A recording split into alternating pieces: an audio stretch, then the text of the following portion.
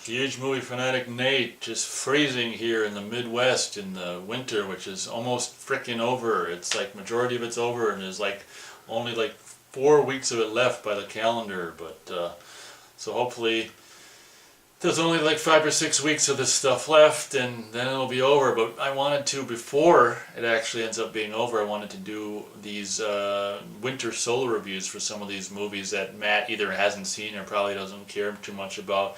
If there are some that I do that he's interested in reviewing, I will, if I feel gracious enough, I will indeed indulge his whatever and possibly redo some of these with him if he would like to.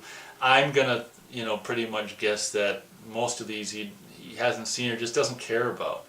So the movie I'm reviewing right now is a movie that came out in the early 90s called K2, which of course refers to the, I don't know, whatever. It's a big, like, tall mountain or something like that, and I already forgot where it takes place or whatever.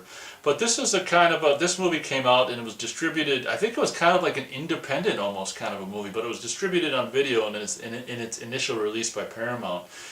And it stars Michael Biehn and the guy from Happy Birthday to Me and Meatballs and Shia LaBeouf's dad and Disturbia, and that guy. I don't know his name, but he's like a Canadian actor. But he's just got like pretty much bit parts in all these kind of movies. But he's one of the one of the main stars in this movie. And I rewatched this. I actually, Lionsgate put out a kind of a crap full frame DVD, which I of course ended up at some point getting at Half Price Books for $3. And I watched this maybe last winter, and I rewatched this just this winter, knowing that I was going to do these winter-related solo reviews. And this movie's really pretty cool. Now, I'm not obviously, well, I don't know if it's obvious, but whatever. I'm an outdoors enthusiast in the sense of mostly just like in the summer trails and bike trails and rivers and lakes and water and all this kind of stuff, woods. So I never had any kind of interest in climbing rock, hard, high, dangerous things. So I'm not a climber, never would be or even want to be or anything like that. So I don't really know why people do it, to be honest, but people do, So but this movie is actually really competent in the way that it's done, and some of the scenery is really great. And I think having rewatched it, I think towards the end where it seems like it's a lot of close-ups. It's almost like they just shot it in the backyard, like in Minnesota or something. Because when they do a lot of close-ups, it's kind of like a telltale sign that's like, okay, we're just,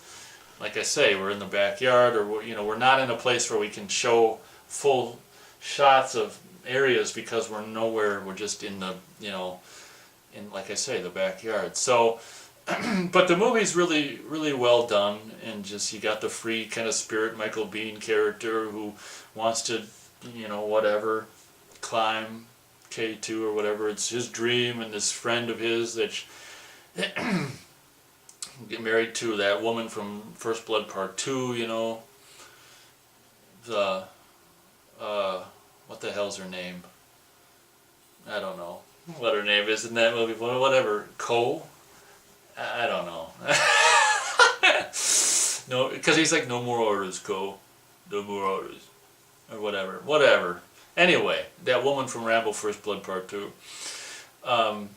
So this guy with the nose from Meatballs and Disturbia has got this wife and this kid, and the wife's all pissed off that he's got to break his promise and go climb because he and Michael Biehn have this opportunity to go climb with this billionaire guy, and it's enjoyable. I'm gonna go 3 stars on K2. Like I say, I'm not obviously a climbing enthusiast, or I don't really care about climbing, but I like I like to climb in the sense that I'll just sit on the couch and watch other people climb.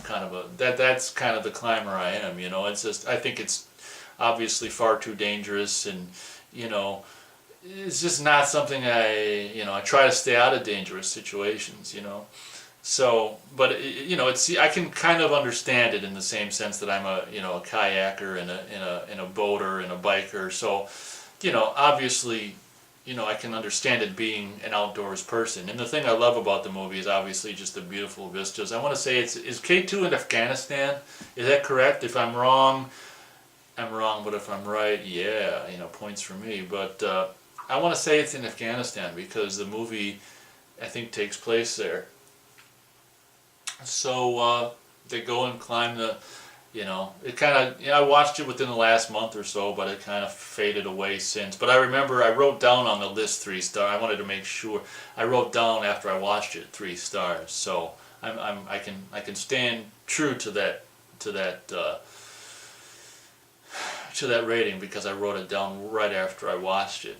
So like I say, it's just got really cool, beautiful vistas, and I like the dynamic between the characters and some of the trials and tribulations that they go through, and you're just selfish and and this and that, and the guy breaking his leg, and Michael Biehn looks like at the end like he's gonna leave him, and then he comes back and finds him, and so it's a really confident 3 star movie. It's one of those movies that doesn't really get boring and really keeps going and keeps going, and it's one of those cool kind of like just outdoors again, like one of those outdoor survival movies. So I guess maybe just to save time, not that time needs saving, but we'll just leave it at that. I don't really have too terribly much more to say about K2, but it's a very, in my estimation, in my eyes, it's a very confident 3 star kind of, climbing hard, dangerous, high rocks kind of a movie. So, in the frickin' freezing tundra, by the way.